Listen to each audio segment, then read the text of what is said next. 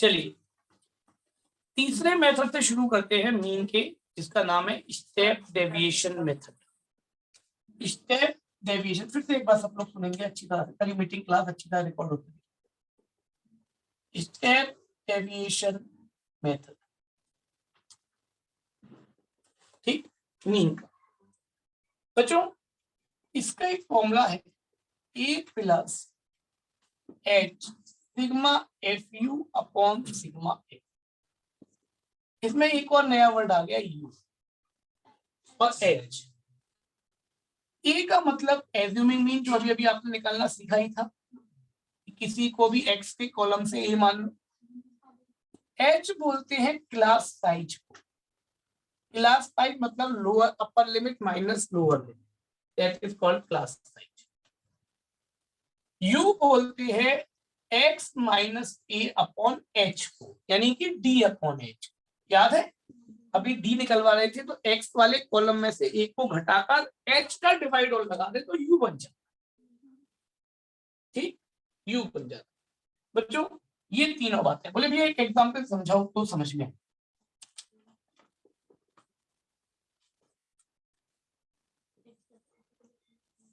H मतलब class size,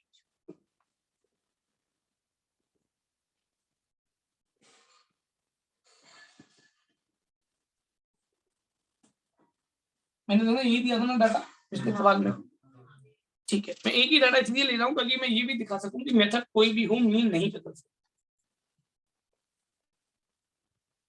ठीक। अब चल रहा है सबसे पहले एक्स निकाल, वो तो बोले भैया हमें आता है मिड पॉइंट, सबको आ गया ना, बहुत इजी सा पार्ट है। Upper limit plus lower limit by 2, that is called x, ठीक। अब मुझसे कहा गया कि मुझे स्टेप डेविएशन यूज करना है। क्या यूज करना है? Step deviation. तो सबसे पहले मैं ए मानूंगा एक्स के कॉलम में से किसी को भी, जिसको मर्जी आए इसको। चलो अपनी बात बच्चों को अलग दिखाने के लिए मैंने 825 मान, आप 15 भी मानोगे तो भी चलेगा। आप लोग सबसे पहले यू निकालेंगे। यू बोले भैया एच तो माना ही नहीं। एच होता है बच्चों क्लास साइज। कितने का डिफरेंस है? 5। Lower limit minus upper limit, इसको एच बोलते।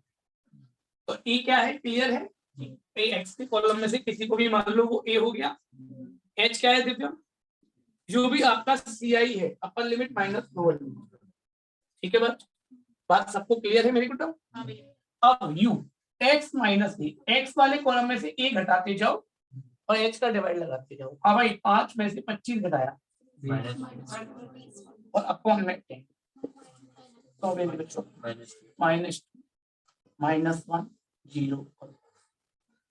जनरली ये ऐसी है, हर वाली ऐसी है, ठीक है सर। यू हो गया। अब बात आ गई एफ यू करनी, तो ये एफ यू चाहिए ना, एफ यू, एफ का इंटू यू के साथ, क्यों जी? -6 -2 0 2 सिग्मा एफ यू 2 और 2 माइनस के 6 है ना, 2 में से -8 सिग्मा एफ 8। हाँ भाई, put the all the values in the formula. 25 h कितना था बच्चों? 10 f u -6 upon 8, calculate check करो, -60 अपॉन 8 है ना, 8 7 0.5, तो फाइनली क्या आ गया? 17.5। देखिए मीन वही है, तो ए मैंने बदल दिया, देख रहे हैं ना। तो ए से कोई फर्क नहीं पड़ता, आप कुछ भी मान सकते हैं, आंसर हमेशा सेम आए। सर एक बार दोबारा समझाना। हाँ बेटे चैतन्य, मैंने स्टेप डेविएशन मेथड निकालने के लिए A plus H sigma F U upon sigma F का यूज करना था। तो उसमें 3 बातें थी, ए एच और यू। ए क्या है, एच क्या है और यू क्या है। तो बेटा देखो ये 3 चीज तो पहले से ही होती है क्वेश्चन में। ये मानना है एक्स की टेबल से किसी को भी, जो तुम्हारी मर्जी आए, एक्स की से, एफ से नहीं, एक्स की से। ए मिल गया। एच क्या है? जो भी क्लास साइज है, जो भी डिफरेंस है लोअर लिमिट और अपर लिमिट के बीच, वो एच बोला जाता है। h मिल गया, a मिल गया, फिर आप u निकाल। u होता है x माइनस ए अपॉन एच, यानी x वाले कॉलम में से a को घटाते जाओ। a क्या माना है 25 थे, घटा दो अपॉन में h, तो 5 minus 25 upon 10 minus 2 minus 1 minus 0 1, ये आपका u आ गया। u का इंटू f के साथ करो, fu हो गया, fu हो गया। अब आपको चाहिए क्या, सिग्मा, सिग्मा मतलब सम, तो fu वाले कॉलम का सम, f सिग्मा f मतलब f वाले कॉलम का सम, दोनों वैल्यूज को लो, पुट कर दो, फाइनली आपके पास आंसर आ जाए। ठीक है चैतन्य? भैया हाँ वंदना। भैया एक बार बताना है एक्स कैसे निकाला है? अरे दीदी, x निकालने के लिए क्लास इंटरवल की दोनों लिमिटों को जोड़ो, बाई 2 कर दो। ठीक है वंदना? हाँ भैया। हाँ भाई।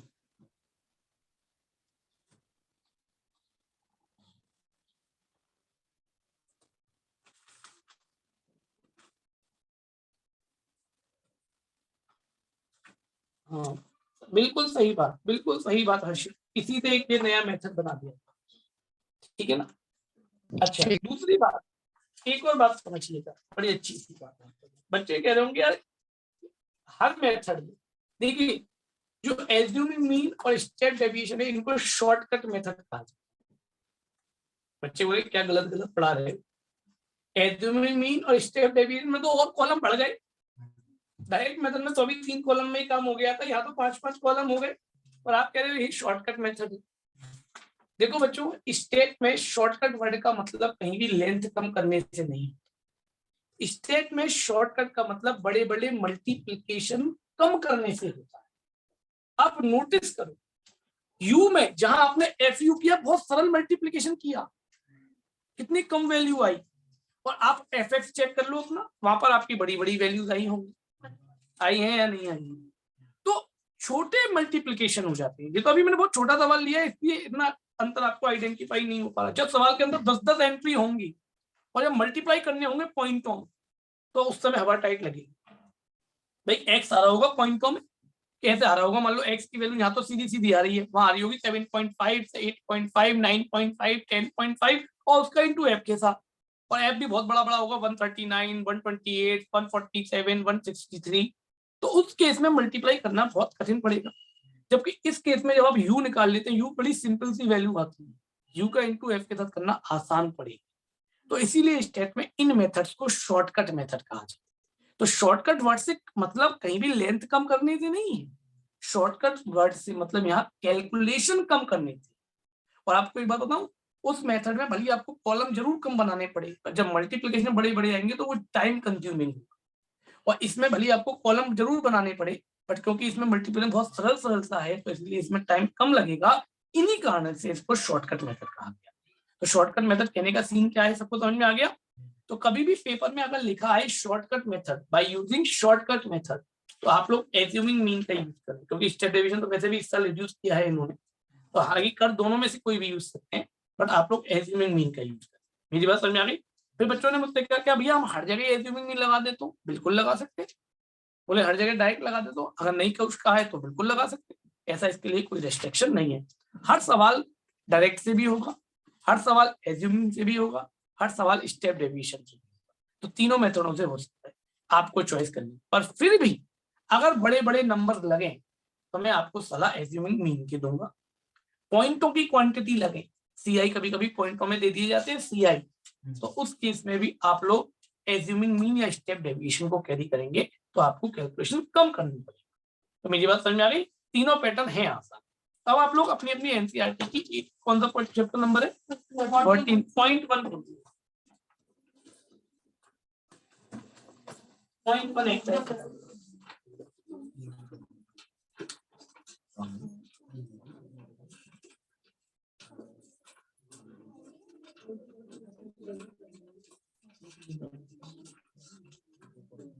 पॉइंट 1,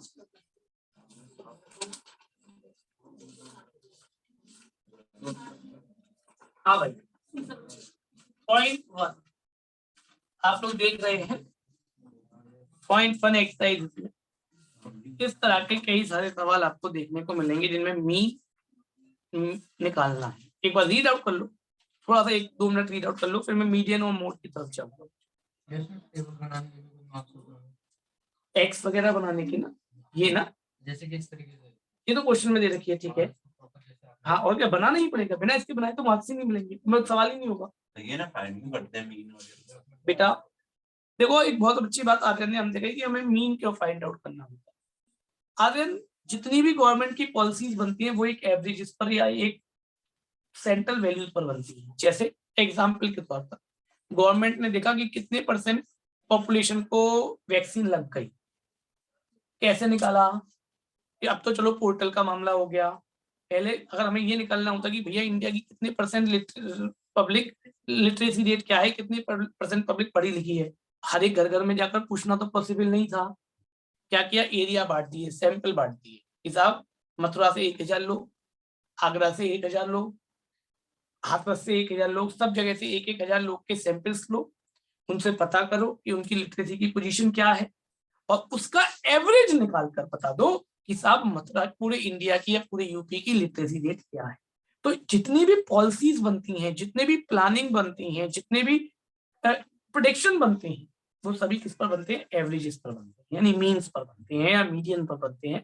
तो वहां इनकी जरूरत पड़ती है। स्टेट पूरी तरह से जो आप जो पढ़ रहे हैं ना, अब तो बहुत शुरुआत का एक तरीके से ये कह सकता हूँ कि हिंदी वर्णमाला का आप छोटा आ पढ़ रहे हैं स्टेट्स के नाम पर। स्टेट्स इतना बड़ा रीजन है इकोनॉमिक्स का, जितनी भी गवर्नमेंट की इकोनॉमिकल फाइनेंशियल स्ट्रेटजी होती है वो सब स्टेट से बनती है। बात समझ रहे हैं?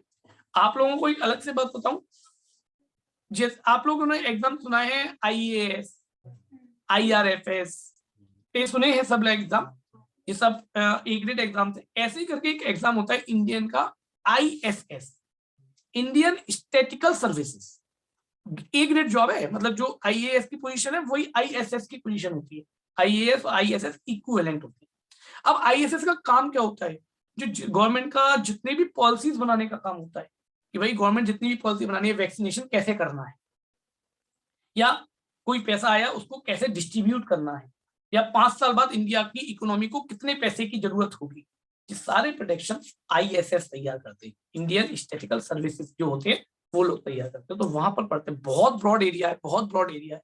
जो लोग ये सोचते हैं ना कि वो साइंस का एरिया ब्रॉड है, नहीं, मैंने पहले भी कहा कॉमर्स का एरिया उससे भी कई गुना ज्यादा, कई गुना ज्यादा। अभी आप लोगों को पता नहीं है, पर कॉमर्स के अंदर साइंस से भी कई गुना ज्यादा संभावनाएं हैं बच्चों के लिए, बशर्ते हमें आना चाहिए, हमें उसमें इंटरेस्ट होना चाहिए, हमें उसको समझना चाहिए।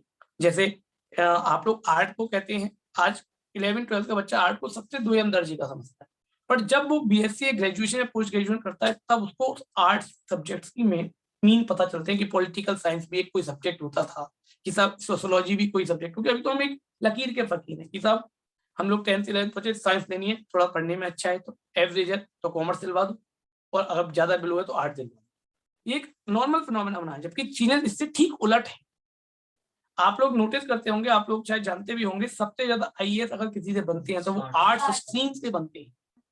सबसे ज्यादा जो पे स्किल्स अगर किसी का है तो वो कॉमर्स सेक्शंस का है, ये बात ध्यान रखिए। तो कहने का मतलब ये सारी फील्ड अच्छी हैं, मेरा मतलब इस बात से है, बस आपको इस पर चलना चाहिए। खैर मुद्दे पर वापस लौट रहे हैं, अभी हमें बहुत लंबी चर्चा करनी है। तो बच्चों, हाँ बताओ बच्चों, आप लोगों ने यहाँ पर देखा होगा क्वेश्चन नंबर 3 के अंदर एक अननोन फ्रीक्वेंसी मिसिंग है, F मिसिंग है।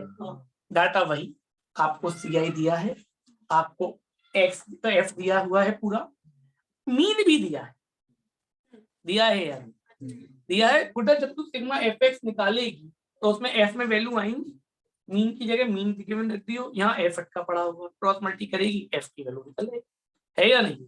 पर अंतर तो वहां मीन दे दिया, तो मीन नहीं पूछा होगा जहाँ F दिया होगा, वहां मीन इसीलिए दे दिया कि मीन की जगह वैल्यू रखकर F निकाल, क्योंकि मीन तो आपका F में निकल रहा होगा, उसको लेके मीन के इक्वल रख दो F निकाल। ये मतलब which method did you use for finding the mean and why? वाह, बिल्कुल, बहुत बढ़िया। आप इसमें से कौन सा मेथड यूज करेंगे, तो मैं अभी बताया, जब डाटा बहुत बड़ी कैलकुलेशन का हो बेटा या पॉइंट्स का हो तो हम शॉर्टकट मेथड यूज करेंगे, और अगर डाटा ये इसमें तो बहुत छोटा डाटा तो मैं इसमें डायरेक्ट मेथड यूज कर सकता हूँ। अब रीजन दीजिएगा, here the observation in the frequency are so small, है ना, देन वी कैन यूज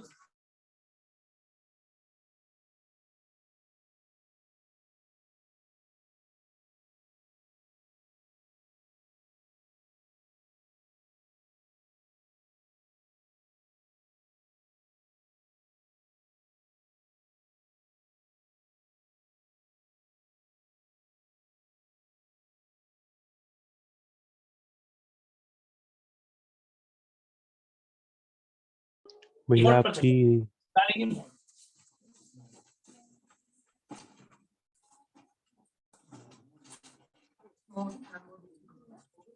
भैया पर ये जो डायरेक्ट मेथड है इसमें तो हमें सिर्फ F summation of F x upon summation of F निकालना है, जो शॉर्ट पढ़ना चाहिए उससे।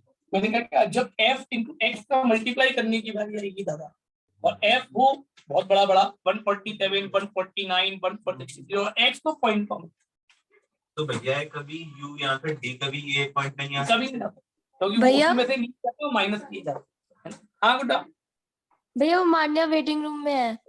बेटा, मैंने मेरी तरफ से ज्वाइनिंग शो कर रहा है, शायद उसके कोई नेटवर्क इशू होगा। गुड्डा मेरी तरफ से ज्वाइनिंग शो कर रहा है इसका आईडी। हाँ भैया वो उसकी आवाज चली गई थी डिवाइस से ना आप आपकी। उससे बोलो कि वो दोबारा ज्वाइन करे, यहाँ पे ज्वाइनिंग शो कर रहा है, ठीक है ना। हाँ भाई,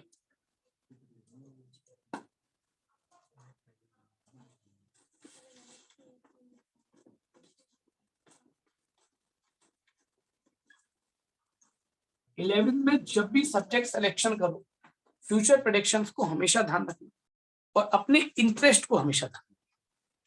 कभी भी इलेवेंथ के सब्जेक्ट सिलेक्शन किसी से इंस्पायर्ड होकर नहीं, कि मेरे दोस्त ने साइंस ली है मैं भी साइंस लूंगा, कि मैं बहुत पढ़ने में आज अच्छा हूं इसीलिए मुझे मेरे घर वाले मुझे साइंस दिलवा दे रहे हैं। नहीं, अपना इंटरेस्ट पहचानो कि आपको क्या अच्छा लगता है। आपको इकोनॉमिकल चीजें अच्छी लगती हैं या आपको टेक्निकल चीजें अच्छी लगती हैं। अगर टेक्निकल्स अच्छी लगती हैं तो आप साइंस स्ट्रीम पहचानो। आपको डाटा एनालिसिस अच्छी लगते हैं तो आप कॉमर्स फील्ड को चुनो। आपको थ्योरेटिकल चीजों में ज्यादा मजा आता है तो आप आर्ट को चुनो। तो कोई भी फील्ड बुरा नहीं है और हर फील्ड में बराबर संभावना है। तो इसीलिए मैं बच्चों को ये सलाह देता हूँ कि बच्चों से अक्सर 11th में के समय सब्जेक्ट चुनने में बड़ी गलतियां हो जाती है और फिर उसका खामियाजा वो भुगतते हैं जब वो 12th पास आउट कर लेते हैं। मैंने बहुत बच्चों को देखा है, मेरा एक्सपीरियंस रहा है हजारों बच्चों के साथ, कि 12th साइंस से की उसके बाद वो सीए कर रहे हैं। आप लोगों के आसपास में भी एक कोई ना कोई मिल जाएगा, आप ढूंढ कर देखेंगे। तो क्यों ऐसा हुआ? ऐसा हुआ ही क्यों? क्योंकि वो बच्चा जब 10th में पढ़ने में बहुत अच्छा था, उसने आसपास में देखा सब साइंस ले रहे हैं, वो भी उस भीड़ चढ़ का हिस्सा होगा, उसने अपने इंटरेस्ट को पहचाना ही। आप अपने इंटरेस्ट को पहचाने। बायोलॉजी में इंटरेस्ट है, बायोलॉजी लीजिए, सब वो चीज चुनिए जो हो। पर एक छोटा सा बात, मैं एज अ मैथ टीचर होने के नाते नहीं कह रहा, आप लोग इसे मेरे मैथ से मत समझिएगा, मैथ से टच कभी मत छोड़िएगा। रीजन उसका क्यों, आप आगे कंपटीशन जरूर देंगे और ऐसा कोई कंपटीशन नहीं जिसमें मैथमेटिक्स ना आती है। और मैथमेटिक्स एक ऐसी खराब चीज है जहां आपने इसको छोड़ दिया ना, ये उस दिन से आपसे दूरी बनाना शुरू कर देती है और आपको फिर a+b का होल स्क्वायर भी याद नहीं रहेगा आज से 2 साल बाद। अगर कोई पूछे आपके a+b का होल स्क्वायर, तो इसलिए मैथ्स के टच में नहीं है। वो भले एज ए सब्जेक्ट ना हो आप पर आप उसको कहीं ना कहीं पढ़ते जरूर रहिएगा। मतलब पढ़ने से मेरा मतलब अपने घर पर ही पढ़िएगा, कुछ ना कुछ मैथ्स को टच में जरूर रहिएगा। नहीं तो अक्सर नीट का एग्जाम बच्चों का क्यों रह जाता है जो बायोलॉजी वाले हैं, क्योंकि उनकी मैथ्स कमजोर रह जाती है। आप मिलना जिनके नीट क्वालिफाइड नहीं हो पाए। मेरे पास सर 7 बच्चे हैं 12th के बैच में जिन पर बायोलॉजी है और वो मैथमेटिक्स पढ़ रहे हैं। क्यों? क्योंकि उनको नीट्स देना है और नीट्स में फिजिक्स में मैथमेटिक्स का यूज करना, इंटीग्रेशन डिफरेंशिएशन। तो सभी को मैथमेटिक्स का यूज करना ही करना है, चाहे वो बायोलॉजी वाला हो तो फिजिक्स में करना है, समझ में आ गया। कॉमर्स वालों को तो करना ही करना है। तो थोड़ा सा मैथ्स को बड़ा अच्छी तरह, अब तो कॉमर्स वालों के लिए मैथमेटिक्स बहुत अच्छी बना दी गई है, अप्लाइड मैथमेटिक्स बनाई गई है, जिसके अंदर सारे taxation, utility bills, annuity, interest जिनको रखा गया है। अब कॉमर्स वालों के लिए मैथमेटिक्स वो नहीं रह गई जो पहले चलती थी धरने की वेक्टर थ्योरी उन्हें भी पढ़ना है, अब वो नहीं है उनके लिए। उनके लिए बड़ी अलग मैथमेटिक्स तैयार की गई है जो कॉमर्स सेक्शन के साथ। तो मैथ्स को कहीं ना कहीं अपने टच में रखना, क्योंकि उससे आपको रीजनिंग में भी फायदा मिलेगा और एप्टीट्यूड्स में भी फायदा मिलेगा। तो इसलिए थोड़ा सा उसको टच में जरूर रखिएगा, बिल्कुल मत छोड़िएगा, क्योंकि अगर बिल्कुल छोड़ेंगे ना तो वो बड़ा परेशान करेगी आपको। फिर 2+3 = 5 करने में भी आफत आएगी। ये मेरा एक्सपीरियंस है बहुत बच्चों के साथ, ये मेरा खुद मेरी सिस्टर के साथ का एक्सपीरियंस है। मेरी छोटी सिस्टर थी, उसके ऊपर 12th तक उस पर मैथमेटिक्स थी। 12th के बाद उसने नहीं 10th तक उस पर मैथमेटिक्स थी, तो उसने 11th 12th में सीए की तैयारी की तो उसने मैथ्स को ड्रॉप कर दिया। अब उसको कल परसों एक एग्जाम देना था, तो उसको केवल जो आप लोगों के में एज फैक्टर वाले सवाल आते हैं ना, लीनियर इक्वेशन के, वो सवाल तक उस पर अटेम्प्ट नहीं हो पाए। तो उसका रीजन यही है कि वो छोड़ दिया ना, तो वो छूट ही गया। और वो सवाल चीजें आएंगी कहीं ना कहीं लाइफ में आगे। केवल आप लोगों को अपने छोटे भाई बहनों को भी अगर कभी पढ़ाना पड़ेगा तो वो भी चीजें आएंगी। ये भी अलग ठीक है। प्रेशर होता है, इतना बड़ा भाई इतना ब्रिलियंट मैथ नहीं ऐसा कोई प्रेशर नहीं। उसकी अपनी कैपेबिलिटी है, मेरी अपनी कैपेबिलिटी है, और मेरे पापा की अपनी कैपेबिलिटी है। बेटा सबकी एक अपना अपना कैपेबिलिटी है। आप लोगों के अंदर अपनी कैपेबिलिटी, अगर मैं ये सोचूं कि मैं आप लोगों से कोई सुपीरियर हूं, बिल्कुल भी नहीं।